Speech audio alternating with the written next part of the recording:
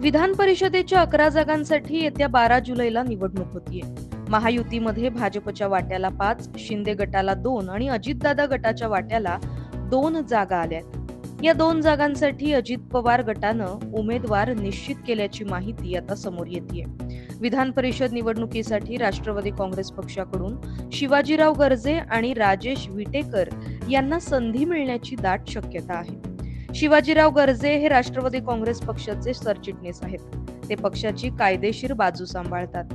राष्ट्रवादी काँग्रेस एकसंघ असताना राज्यपाल नियुक्त आमदारांमध्ये संधी देऊ असं सांगण्यात आलं होतं. पण महाविकास आघाडीचं सरकार कोसळल्यानं शिवाजीराव गर्जे यांची विधान परिषदेवर जाण्याची इच्छा अधुरी राहिली होती. परिणामी त्यांना यावेळी संधी मिळू शकते. तर राजेश विटेकर यांनी लोकसभा निवडणुकीत परभणीची जागा महादेव जानकर यांना सोडण्यासाठी माघार घेतली होती. त्यावेळी अजित पवार यांनी विटेकर यांना विधान परिषदेवर संधी देऊ असं आश्वासन दिलं होतं. त्यानुसार आता राजेश विटेकर यांना विधान परिषदेची उमेदवारी मिळू शकते. शिवाजीराव गर्जे आणि राजेश विटेकर हे दोघेही मंगळवारी आपापले उमेदवारी अर्ज दाखल करणार असल्याची माहिती आहे.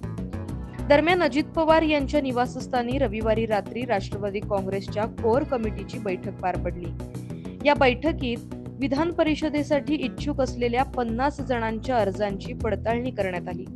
यानंतर 6 जणांची नावं निश्चित करण्यात आली. यामध्ये संजय सावंत, बाबा सिद्दीकी, आनंद परांजपे, शिवाजीराव गर्जे, राजेश विटेकर यांच्या नावांचा समावेश आहे. यापैकी शिवाजीराव गर्जे आणि राजेश विटेकर यांचं नाव विधान परिषदेसाठी जवळपास निश्चित झाल्याची माहिती समोर आली आहे. Bureau report, Maharashtra news 24.